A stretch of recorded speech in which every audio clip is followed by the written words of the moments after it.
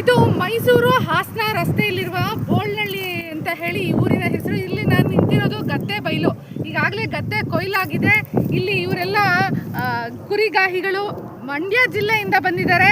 ಇವರು ಮಂಡ್ಯ ಜಿಲ್ಲೆಯಿಂದ ಅವರು ಇಡೀ ಕುರಿ ಮಂದೆಯನ್ನು ಕರ್ಕೊಂಡು ಬಂದಿದ್ದಾರೆ ಈ ಬದುವಿನಲ್ಲಿರುವಂತಹ ಹುಲ್ಲನ್ನು ಮೇಯಿಸೋಕ್ಕೆ. ಇಲ್ಲೇ ಪಕ್ಕದಲ್ಲಿ ಅಲ್ಲಿ ನೋಡ್ತಾ ಇದ್ದೀರಾ, ಅಲ್ಲಿ ಕಾಣ್ತಾ ಇದೆಯಲ್ಲ, ಅದೇ ಕಾವೇರಿ ನದಿ, ಲಕ್ಷ್ಮಣ್ ತೀರ್ಥ. ಆ ಕಡೆಗೆ ಕಾವೇರಿ ಬರ್ತಾಳೆ.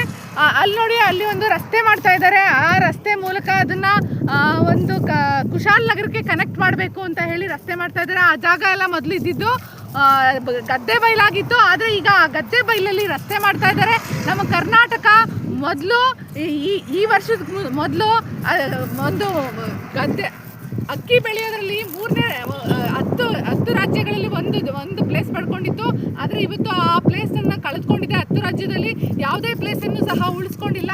ಈ ರೀತಿ ಗದ್ದೆ ಬೈಲು ಮತ್ತು ಹೊಲಗಳು, ತೋಟಗಳೆಲ್ಲ ಕೃಷಿಯೇತರ ಕೆಲಸಗಳಿಗೆ ಬಳಸ್ಕೊತಾ ಇದ್ದಾರೆ. ಅಗತ್ಯ ಇಲ್ಲದೆ ಇದ್ದರೂ ಸಹ ರಸ್ತೆಗಳನ್ನು ಮಾಡ್ತಾ ಇದ್ದಾರೆ. ಇಲ್ಲಿ ಕರೆಕ್ಟಾಗಿ ಇಲ್ಲಿ ಹೋಗೋಕ್ಕೆ ರಸ್ತೆ ಇದೆ ನೋಡಿ, ಹಾಸನ ತನಕ ರೀಚ್ ಆಗುತ್ತೆ. ಆಮೇಲೆ ಆ ಕಡೆ ಹುಣಸೂರು ರಸ್ತೆ ಬರುತ್ತೆ. ಈ ಮೂಲಕ ಕುಶಾಲ್ ನಗರಕ್ಕೆ ಹೋಗೋಕ್ಕೆ ಇಲ್ಲಿ ವ್ಯವಸ್ಥೆ ಇದ್ರೂ ಸಹ ಅಲ್ಲಿ ಗದ್ದೆ ಬೈಲಿನಲ್ಲಿ ರಸ್ತೆಯನ್ನು ಮಾಡಿಕೊಟ್ಟಿದ್ದಾರೆ. ರಾಜಕಾರಣಿಗಳಿಗೆ ಇದೊಂದು ಪ್ರಾಜೆಕ್ಟ್ ಅಷ್ಟೇ. ಈ ಪ್ರಾಜೆಕ್ಟ್ ಮೂಲಕ ಈ ರೀತಿ ಕೃಷಿ ಭೂಮಿಯನ್ನು ಹಾಳು ಮಾಡ್ತಾ ಇದ್ದಾರೆ ನೋಡಿ. ಇವರು ಕೃಷಿಕರು ಮತ್ತು ಕುರಿಗಾಹಿಗಳು, ಇವ್ರ ಜೀವನ ಮಾತ್ರ ಬದಲಾಗಲ್ಲ. ಇವ್ರ ತಂದೆ ಕಾಲಕ್ಕೂ ಹೀಗೆ ಇದ್ರು, ಇವ್ರ ಕಾಲಕ್ಕೂ ಹೀಗೆ ಇದ್ದಾರೆ, ಇವ್ರ ಮುಂದಿನ ಕಾಲಕ್ಕೂ ಹೀಗೆ ಇರ್ತಾರೆ. ಯಾಕಂದರೆ ಈಗಾಗಲೇ ಸರ್ಕಾರಿ ಶಾಲೆಗಳನ್ನು ಮುಚ್ತಾ ಇದೆ. ಇಂಥ ಬಡವರು ಎಲ್ಲಿಂದ ಶಿಕ್ಷಣ ಕೊಡೋಕ್ಕೆ ಸಾಧ್ಯ? ಆದ್ದರಿಂದ ಇನ್ನಾದರೂ ನಾವು ಕನ್ನಡಿಗರು ಎಚ್ಚೆತ್ಕೋಬೇಕು. ಈ ಆಳುವ CM ಆಗಲಿ PM ಆಗಲಿ ಯಾರನ್ನೇ ಆಗಲಿ ಪ್ರಶ್ನೆ ಮಾಡಲಿಲ್ಲ ಅಂದರೆ ನಿಮ್ಮ ಪ್ರಜಾಪ್ರಭುತ್ವ ಉಳಿಯಲ್ಲ.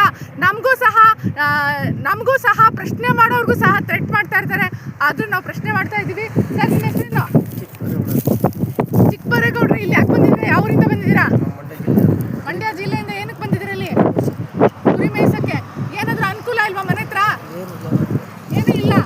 ಏನು ಇಷ್ಟೊಂದು ಸರ್ಕಾರ ಹೇಳಿದೆ ಎಲ್ಲ ನಿಮಗೆ ಕೊಡ್ತೀವಿ ಅಂತ ಏನು ಕೊಡಲ್ವಾ? ಸಿದ್ದರಾಮಯ್ಯ ಹೇಳ್ತಾ ಇರ್ತಾರೆ, ಹೇಳಿ ಈಗಾಗ ಏನು ಕೊಟ್ಟರು? ಏನು 2,000 ಕೊಡಲ್ವಾ ನಿಮ್ಮ ಹೆಂಗಸರಿಗೆಲ್ಲ?